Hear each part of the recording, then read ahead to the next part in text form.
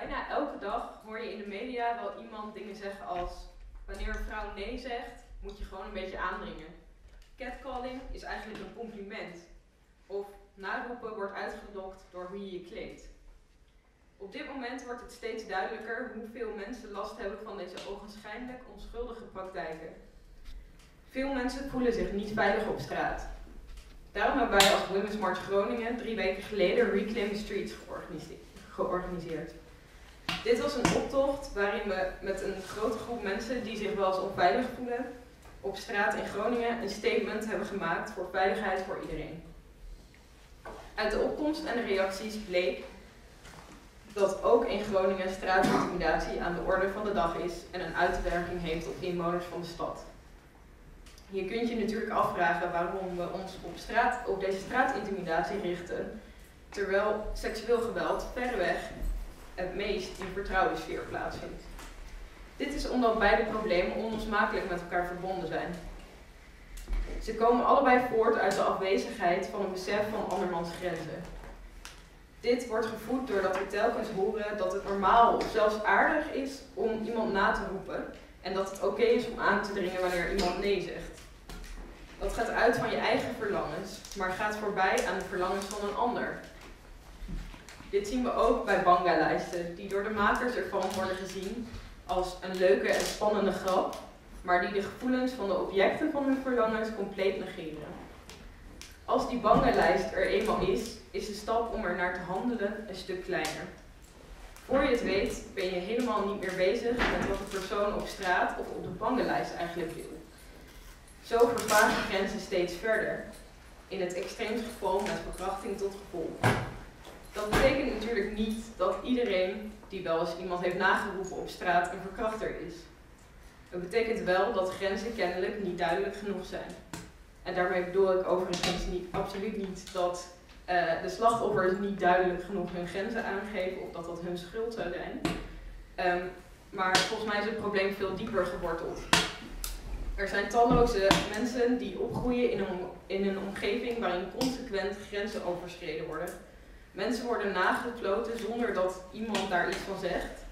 Er wordt dagelijks gelachen om seksistische grappen en mensen worden aan de lopende band ongevraagd en ongewenst betast. Ik vind het van groot belang om het gesprek over al het grensoverschrijdende gedrag te voeren. Het geeft mij hoop dat de actie MeToo ervoor heeft gezorgd dat dit door het hele land een gangbaar gespreksonderwerp is geworden. En in het kader daarvan wil ik als afsluiting graag mijn eigen MeToo-bericht met jullie delen. #MeToo. Inmiddels, ruim 2 jaar na het afronden van mijn therapie, ben ik nog steeds aan het uitvinden hoe groot de impact op mijn lijf en leven is van die ene avond waarop ik het op moest nemen tegen een man die 2 keer zo sterk was als ik en die met nee geen genoegen bleek te nemen. Het is me niet gelukt om woorden te vinden die recht doen aan de complexiteit van het probleem dat seksueel geweld is en aan de verhalen van alle mensen die ik hier inmiddels over gesproken heb. Het zal me ook niet lukken om mijn eigen ervaringen in een bericht samen te vatten. Er valt zoveel te zeggen over dit onderwerp en het is bijzonder om te zien hoeveel mensen dat door deze actie durven te doen. Ik hoop dat dit het begin is van een opener gesprek over seksueel geweld, zodat slachtoffers beter gesteund kunnen worden en daders worden aangesproken op hun gedrag en daarvoor worden gestraft. Het is treurig dat het weer de slachtoffers zijn die het probleem aan moeten pakken. Het is schokkend dat jonge vrouwen worden opgevoed om zichzelf tegen mannen te verdedigen, terwijl mannen niet wordt geleerd hoe ze met vrouwen moeten omgaan. Pas toen ik in therapie ging en er met anderen over ging praten, kwam ik erachter dat mannen eigenlijk al veel langer fysiek over mijn grenzen gingen. En ik het tot die ene avond eigenlijk normaal leek te vinden. Er valt heel veel over seksueel geweld te zeggen, maar laten we stoppen met het normaal te vinden en doorgaan met het gesprek. Niet alleen online, maar ook in het echte leven.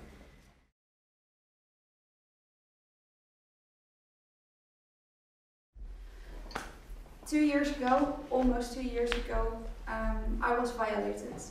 I don't remember that much of that exact night, and especially not of the morning after, because I immediately got into some kind of shock.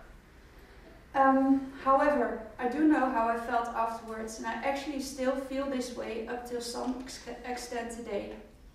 The one who did it was my current boyfriend at the time. We had been together for almost a year back then, and I thought that I could trust him. Well, actually, I felt obliged to trust him. From the start, it had been quite clear to a few people, including myself, that it was quite an unhealthy relationship. He had been manipulating me and threatening me from the start. 1 year later, I was nothing but an underweight, permanently crying shadow of what I am today. Whether he did it on purpose or not, I will never know.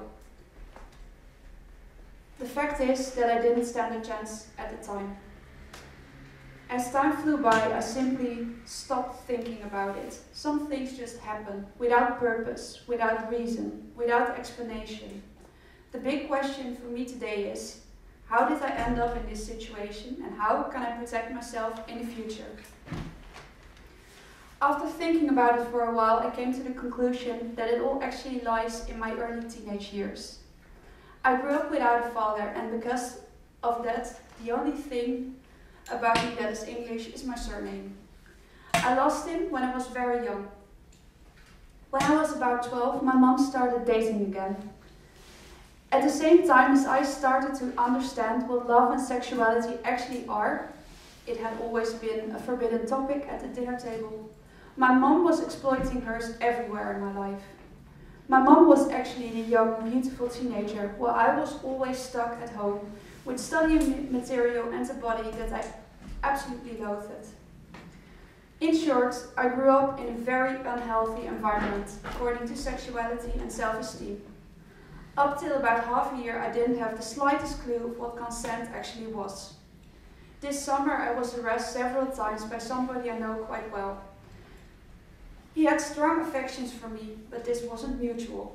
I asked him several times to leave me alone, but he wouldn't listen, and I was almost violated again. When I told my mother about this, she was shocked at first, but as soon as I told her that I knew him quite well, she said I should take it as a compliment. It's not. Sexual violence breaks down your personality. It kills your self-worth. It actually kills your lifeline. That's why I'm here to talk about it.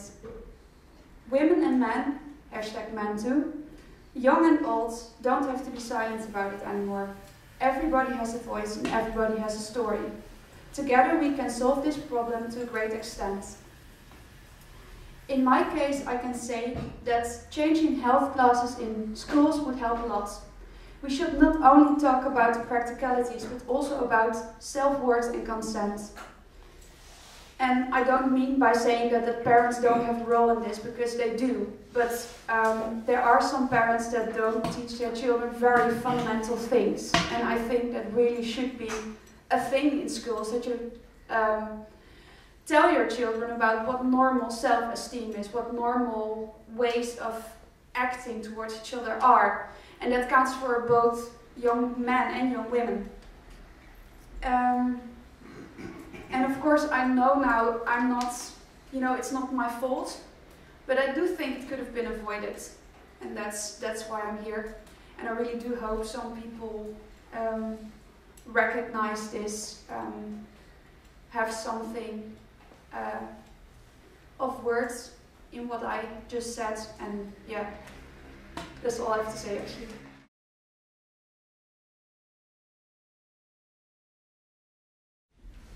The house sleeps, quietly turning, calmly breathing, dreaming. My mind is tossing, turning, screaming, because I'm not sure what your lips just said, because you're still here. You're still holding my heart, making it look like it's unbroken. Never mind what I said. Never mind how I feel. Never mind what I said. Never mind how I feel. You still hold me with fingers hungry for skin, with hands searching with a heart that you shouldn't have.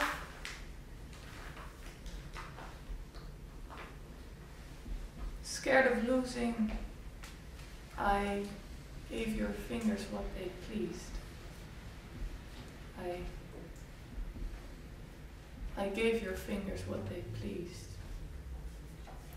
Never mind what I said. Never mind how I feel.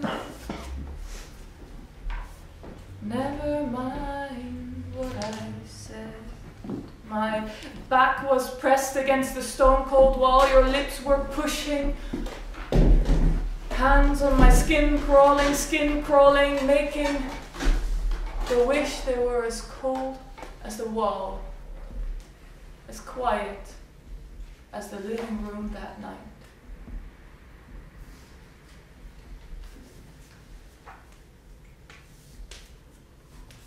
Artikel 242. We zouden meer over seks moeten praten. Ik bedoel, consent zou vanzelfsprekend moeten zijn. Pas iets doen bij een ander als die heeft aangegeven dat dat mag. En het idee dat seksueel geweld iets is wat alleen mannen doen of alleen vrouwen overkomt, daar moeten we van af. Mijn mond stroomt over van de theorieën, filosofieën, wetten en regelgeving. Ik bevraag de normen en waarden, maar trek mijn mouwen over de tekenen. Laat mijn schouders het gewicht dragen van een merrie die ik zelf 's nachts niet aandurf te kijken. Een merrie die ik nooit bij haar naam zou noemen. Artikel 242 van het wetboek. Een persoon wordt gedwongen door geweld, bedreiging of andere feitelijkheid tot het ondergaan van handelingen die bestaan of mede bestaan uit het seksueel binnendringen van het lichaam. Dus moet nog steeds. Hardop. De definitie lezen om te weten, te zien, te voelen dat dit echt is.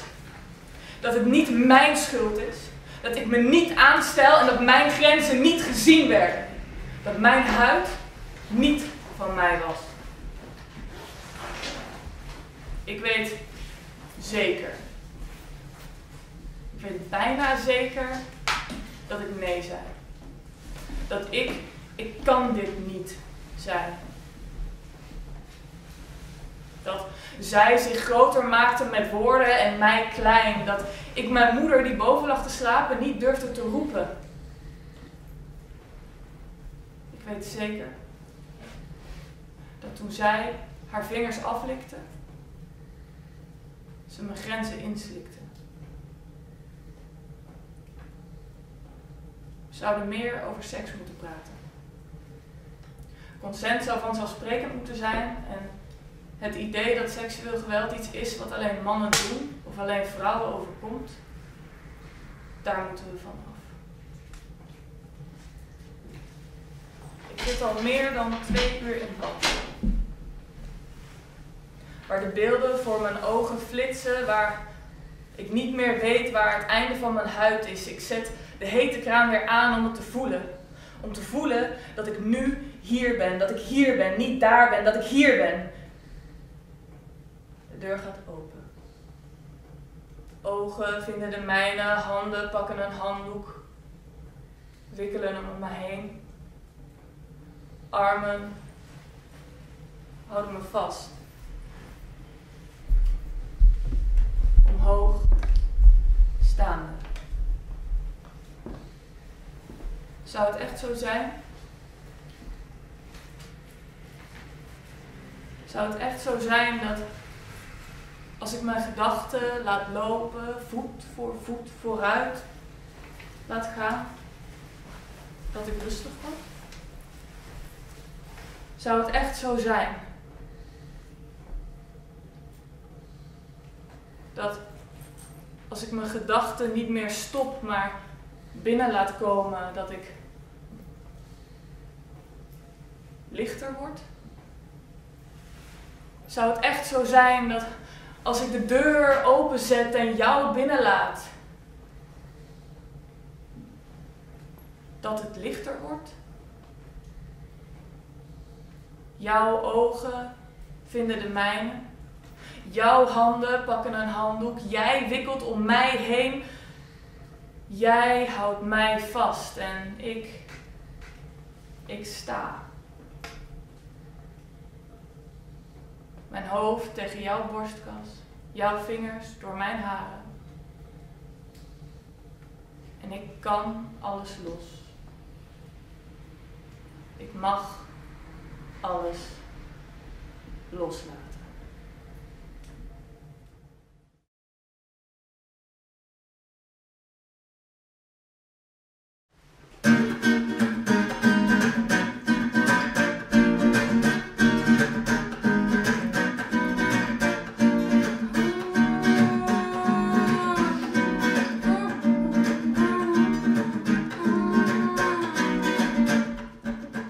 It's almost clear his intentions don't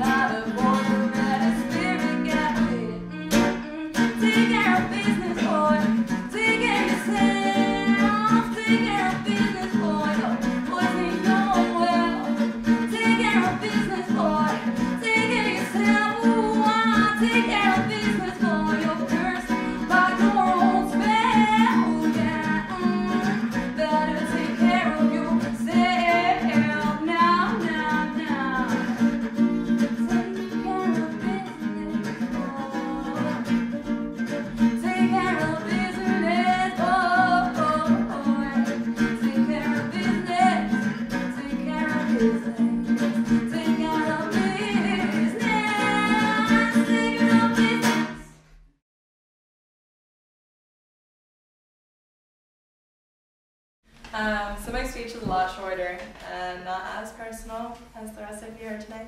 But I've been trying to start a sexual assault survivor or sexual violence support group. And that has been incredibly difficult to do because no one wants to talk about it. And I understand on some level that it is a personal issue, but I think it's a lot more than that. And that's why events like this, where we are talking so openly about it, really help break the stigma and make it is an incredibly common thing. 1 in 5 women in the US, or 1 in 6 women, depending on your statistics, have been raped. And 1 in 16 men are probably have raped someone. This is such an incredibly common event, yet we treat it like it's not. And with the Me Too or current discussions, it kind of brings up, that everyone has been affected by this. We all know someone, whether it's been ourselves or our close friends or someone we just may assume something happened, and yet we still don't talk. So this has been really frustrating because you need to have people to talk to. These are things that you can have all the sympathetic family and friends and therapists, but no one will understand what you're feeling except someone who's been through it too, or similar, not to the same extent. And just the more you talk about it, the better you can break the stigma of it again, and with what you've heard from other people, the guilt feelings. That's entirely constructive because we don't discuss it and make sure that the only issue is a matter of consent, and that is it, and not this gray area where we can interpret, is it really our fault? Do we really do that? And just being able to change that through discussion is incredibly important. And then on to the group a little bit.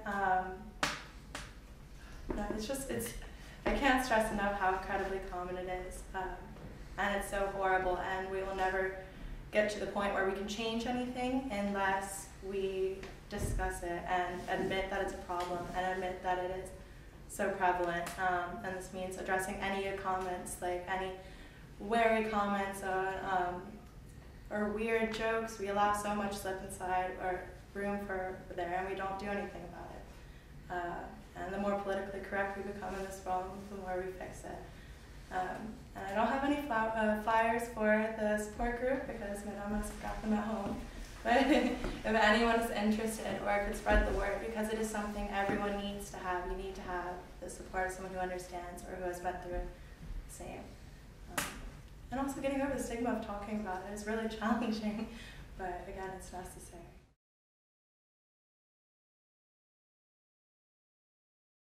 Hoi, ik ben Janne. Obed had mij gevraagd om mijn eigen ervaringen of mijn visie even te delen.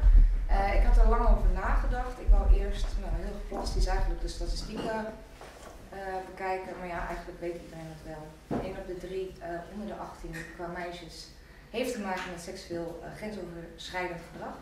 1 op de 7 bij de jongens. Dat wordt vaak vergeten eigenlijk, dat het ook vaak mannen, jongens overkomt. Vaak ook omdat een grote stigma heerst. De cijfers, ja, dat zijn ook van de cijfers die geregistreerd zijn. Dus waarschijnlijk is er nog wel meer. En waarom wordt het niet geregistreerd? Omdat we er niet over praten. En ik zat te denken van, ja, hoe kan dat? En ik wou ook graag naar mezelf kijken, naar mijn persoonlijke opvoeding. Want ik denk dat het bij de meeste meisjes ook zo is. Wij worden geleerd, wees niet degene die verkracht wordt. De verantwoordelijkheid wordt eigenlijk bij ons gelegd. Als tiener al, nou ja, je moet maar niet zo'n groot rokje aantrekken. Je mag niet alleen op straat lopen. Wat best wel bizar is eigenlijk. En ik weet, een van mijn vroegste herinneringen is eigenlijk dat ik met mijn beste vrienden over straat liep. Toen was ik was 15, zij was 14 denk ik, zoiets. En gewoon overdag bij de paté. En dan kwam een man aan, die greep haar vol bij de kut. Dat is bizar. Dat is raar, dat is eng. En dat is de eerste keer dat zoiets gebeurt. En je weet niet hoe je ermee om moet gaan. Je snapt het niet. Voor de rest, later. Ik ben altijd degene geweest die gewoon alleen naar huis fietste. Ook naar mijn werk, toen ik wat ouder was, fietste ik altijd alleen, 's nachts over straat. Thank God is er verder niet echt veel gebeurd, maar ik lette altijd op. Ik ben bezig met als iemand mij inhaalt.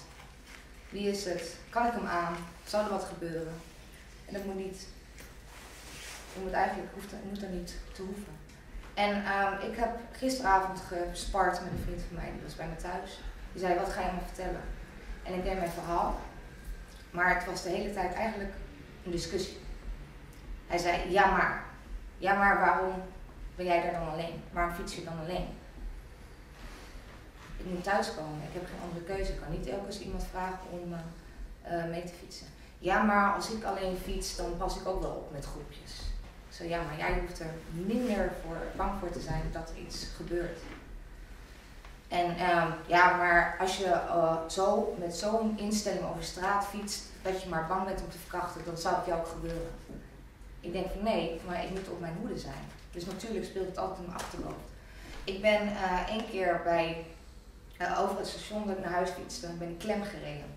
Wat ontzettend eng is. Ik was op de fiets en een groep jongens in 1 auto gaat over het fietspad heen en probeert mij klem te rijden en stapt de auto uit. Ik heb mijn fiets ervoor gesleurd en ik ben weggefietst. Ik denk wel, maar wat als? En ik denk eigenlijk dat heel veel vrouwen dit soort ervaringen hebben, wat minder afloopt. Ik vind niet dat je dan moet zeggen, ja maar, waarom ben je daar? Ja maar. Wij hebben geleerd dat de verkrachter de enge man in de bosjes is. Iemand die we niet kennen. En daarvoor moeten we gaan. Wij worden niet geleerd dat het ook vrienden kunnen zijn. En dat vind ik moeilijker. Want iemand die je vertrouwt, kan je moeilijker nee zeggen. En het is helemaal moeilijk als iemand nee niet accepteert. En dat is mij ook overkomen. En zoals normaal, zoals we 100.000 keer deden, eten bij mij, een paar drankjes, een paar biertjes. 100 keer is het goed gegaan. Iemand die ik al 10 jaar kende, die meestal wel bij mij thuis kwam om te drinken, te borrelen. En die avond zei hij, ik ben te dronken om naar huis te gaan, mag ik hier crashen? Het is mijn vriend, toch? Iemand die ik vertrouw, die ik 10 jaar ken. Tuurlijk mag je hier crashen. Tuurlijk, maar op de bank. Na een paar uur word ik wakker, omdat hij bij mij in bed klimt. Wat doe je? Ja, de bank sliep niet lekker. Mag ik bij jou in bed slaan? Ik ben moe. Ik heb ook wat gedronken. Ik denk, ach, het zal. Boeien. Vervolgens probeerde hij, of was hij, mijn onderbroek aan te trekken. Weer, wat doe je? Ja, nou, dat kan toch wel. Ik zei, nee, wil ik niet. En ik probeer mijn onderbroek weer omhoog te trekken. Hij trekt hem nog een keer naar beneden. En raakt mij aan. Op plekken waar ik vind dat een normale vriend je niet aan mag raken. Ik zeg nog een keer. En ik vind het moeilijk om mijn grenzen aan te geven tegenover iemand die ik vertrouw. Nee, ik wil het niet. Doe maar niet. Alsjeblieft niet. Hou op. 3e keer probeert hij het weer. Dus op een gegeven moment nog harder. Met mijn hart in mijn keel. Wat moet ik nu doen? Thank God is hij toen opgehouden. We zijn geslapen. Volgende dag ging ik naar huis. Een paar dagen later zit ik in de kroeg. Weer wat te veel gehad. En het komt er in één keer uit. Ik moet huilen. Mijn ex-collega die vraagt aan mij, wat is er, waarom je huilen? En ik vertel het verhaal. Ik vertel het hoe moeilijk ik het vond. Hoe raar het was. Hoezo moet ik zo hard nee tegen een vriend van mij zeggen? En zij zegt, ja maar Janne, een jongen alleen bij jou thuis. Wat denk je nou niet wat er gebeurt? Waarom denk je dat hij bij jou is? Dan moet je dat toch ook niet doen als je dat wil. Dan moet je toch niet alleen afspreken met een vriend. Je weet het toch? En ik werd boos. Hoezo? Want dit was niet mijn intentie. Dit was niet mijn idee. Ik heb mijn grenzen aangegeven, hoe moeilijk ik het ook vind. Hoezo is het mijn schuld dat dit is gebeurd omdat ik iemand vertrouw? En ik denk dat het heel erg belangrijk is om ten eerste je eigen grenzen aangeven, maar daar houdt het meestal niet meer op. Hoe duidelijk je ook bent. En ik heb die jongen eerst vermeden. Daarna heb ik hem op aangesproken. Ik zei, wat was dat die avond? Want ik vond het echt niet leuk. Ik vond het niet tof. Ik werd er bang van. En hij heeft het helemaal niet zo beleefd, zei hij. Ik had het niet door dat je dat niet wou. Ik zei, ik heb 3, 4 keer nee gezegd. Ik heb gezegd, ik wil het niet. En dat is mijn punt ook. Met dit soort grensoverschrijdend gedrag. Veel mannen hebben niet geleerd dat je gewoon moet ophouden. Dat je die grens moet respecteren als iemand nee zegt en dan niet gewoon doordrukken omdat jij het wil. Want het komt veel anders over en het is veel enger dan mensen begrijpen eigenlijk.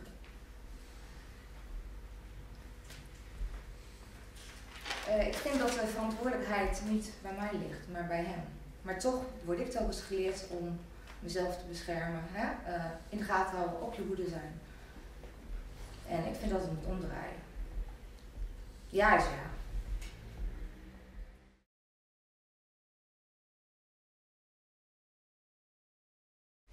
My talk will be a bit, it's not about a personal experience.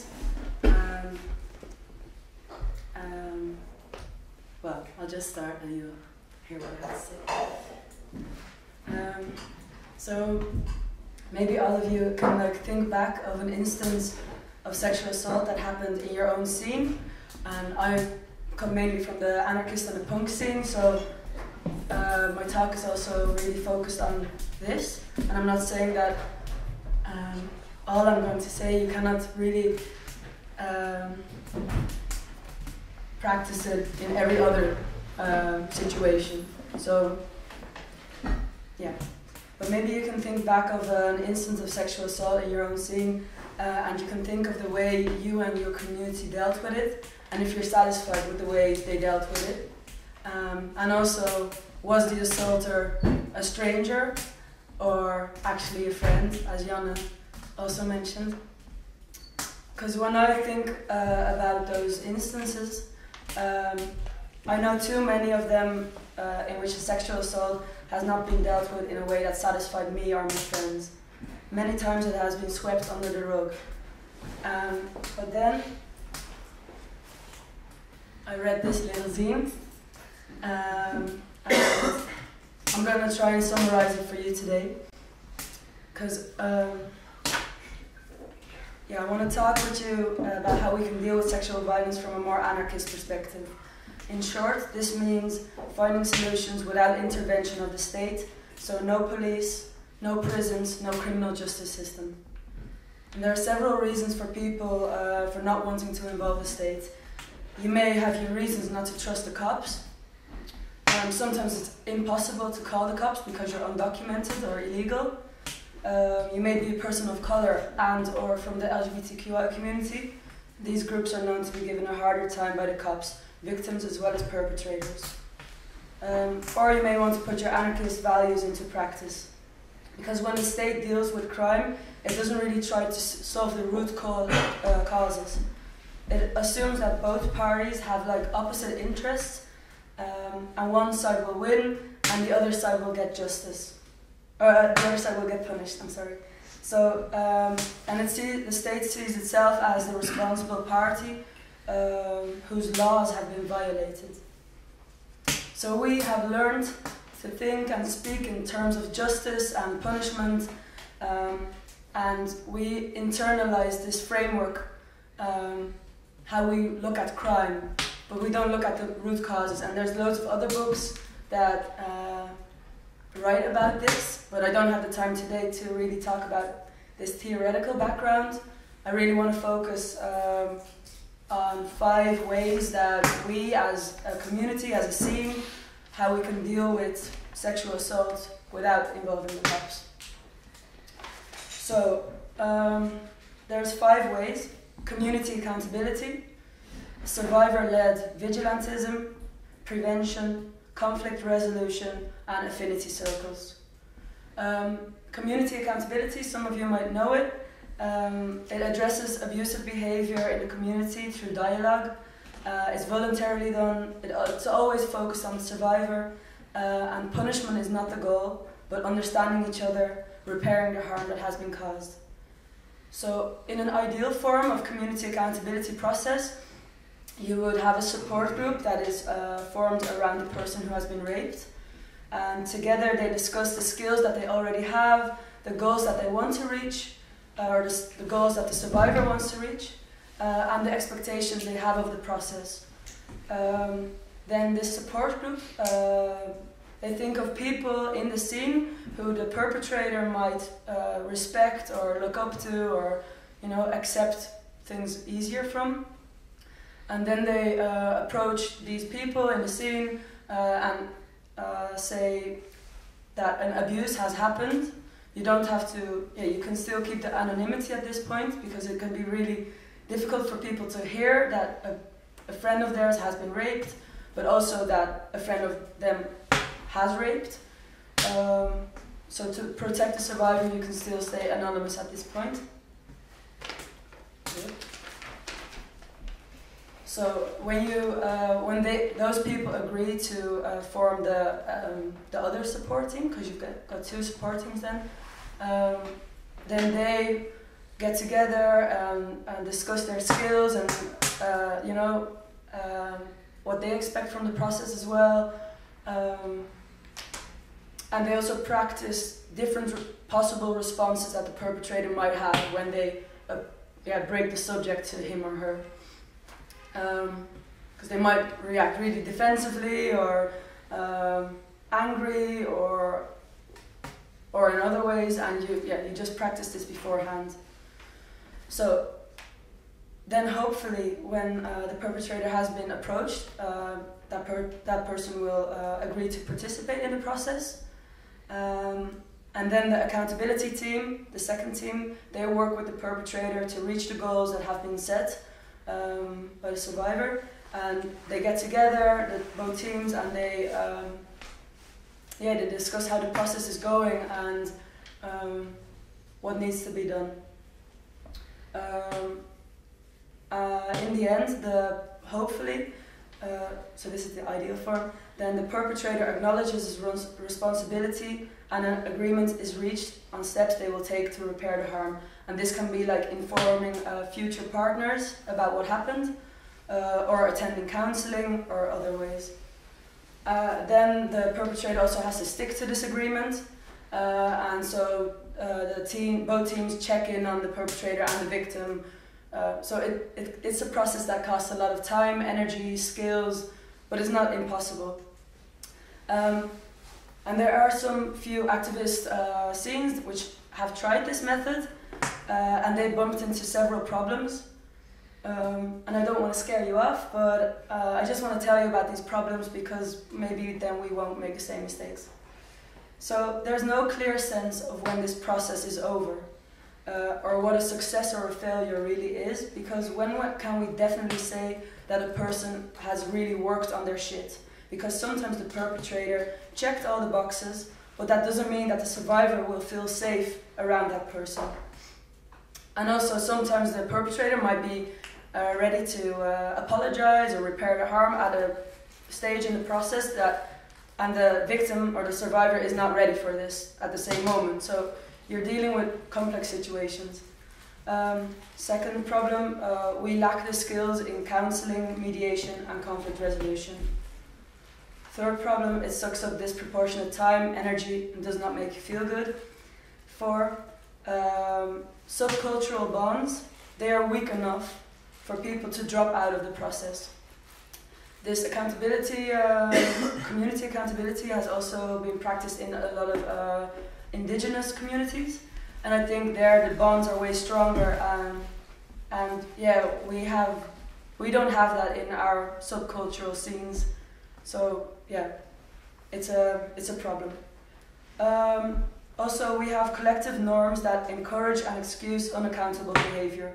And are we really willing to examine and challenge our group norms to see how they promote or discourage a certain behavior? Another problem, community accountability is not about punishment, that's not the intention. But we have internalized these thoughts about punishing people. We have internalized the ways the criminal justice system sees oppressive behavior. So we try to punish or demonize people anyway. Okay, so it sounds really difficult. Maybe you don't want to start with it at all if you hear all these problems associated with it. But there are also positive experiences, and all by groups of people who did not have the skills and the tools before they started the process. But there's loads of information online, so it's doable, I think. And so also some of the problems have got to do with people and not so much with the accountability process itself. But don't we want to develop a method that is robust enough for humans, because humans are imperfect. So maybe there are other options than only community accountability. And the second option I want to tell you about is survivor-led vigilantism. This means that the survivor decides how they want to confront their abuser. For instance, physically, with a group, or other ways. It doesn't have to be physical, but sometimes it can feel really good to take revenge, take your power your own. It can be really empowering. So an advantage, apart from that it's empowering, is like you reach a direct goal, you have direct result. Instead of going through a long, abstract accountability process, which will trigger a lot of trauma. Another advantage is that you promote a clear message that sexual assault is unacceptable. Also, you're fighting against patriarchal norms, because why can a guy rape, but it's unacceptable for a woman to take physical revenge? However, there are also disadvantages to this, because escalating the situation brings risks. Imagine a survivor intimidates and beats up the rapist with a group of friends of her. The cops are more likely to pursue charges towards a violent group who physically attacks one individual than an alleged sexual assault that may or not have happened according to the cops. So this is a legal risk, but there's also, of course, a physical risk, because partner violence, it can turn deadly. More women are killed by their partners and ex-partners than by any other type of attacker. Also, another disadvantage is that it doesn't end systemic rape culture. But then again, I don't think there is a method that does.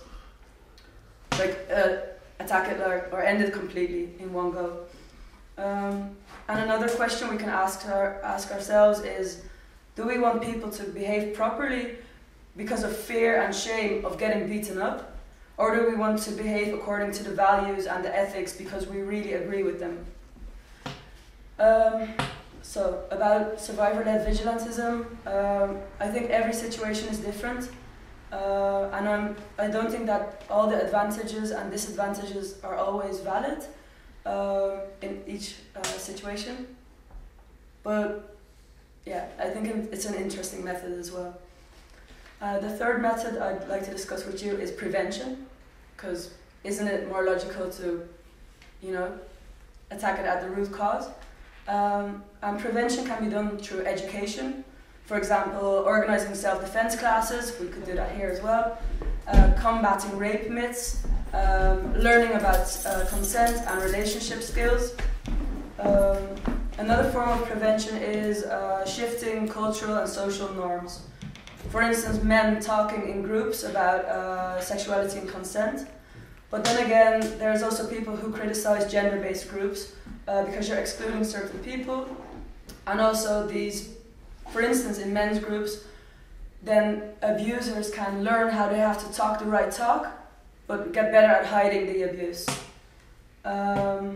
And another problem is that the people who really need to stop their abusive behavior, they're the ones least likely to participate. Okay, the fourth method is conflict resolution. I guess you all know about conflict resolution, but with sexual abuse, you cannot really deal with sexual abuse in the same way as conflict resolution does, because it's not two equal parties who want to solve the problem together. The abuser will manipulate the process, probably, to make sure that the abusive and unequal dynamics of the relationship will stay unaddressed.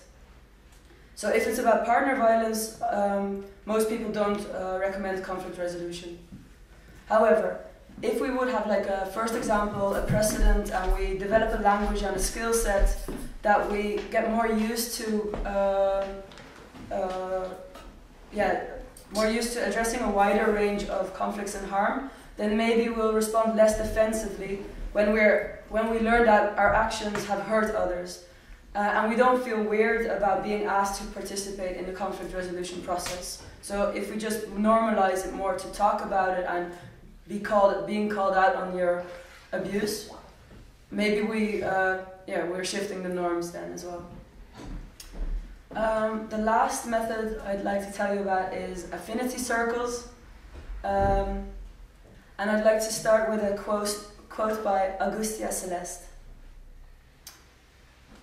There is no such thing as accountability within radical communities, because there is no such thing as community, not when it comes to sexual assault and abuse. Because before we engage in such a thing like community accountability, we have to ask ourselves a question. What is community? Are we in one together as anarchists, as punks? Are we accidentally in a scene because we share the same city? Because we're at the same protest or show? Do we choose to be in it, or are we in it whether we like it or not? And who decides all of this? Because we'll feel hopeless when we call out an abuser and they just move to another town and do the same thing there. We'll feel hopeless if we call someone out, but there's someone in the scene who has enough status and leverage to alter the boundaries of what a community actually means, and therefore excluding the survivor and their allies. So, maybe we're not a community, but we do have relationships with other people who we feel affinity with. So you have affinity circles.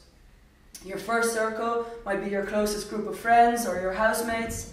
A secondary circle can be people you regularly organize things with, shows, free shops, social centers, whatever.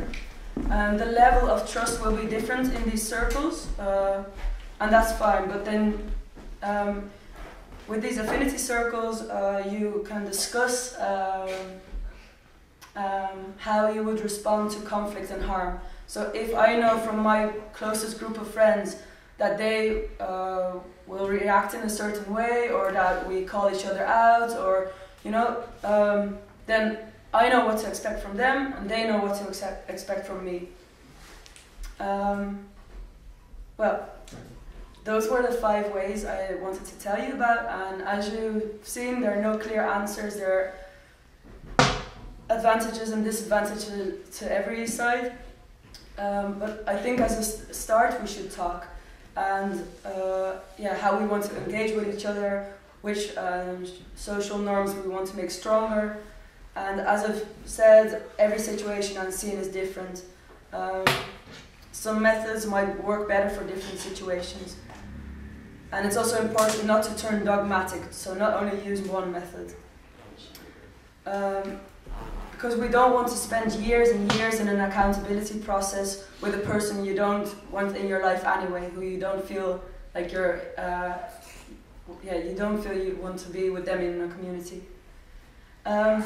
Okay, so I tried to put as much as the information of these books in this little talk, but I printed them as well, and you can take them for free. There are also online versions.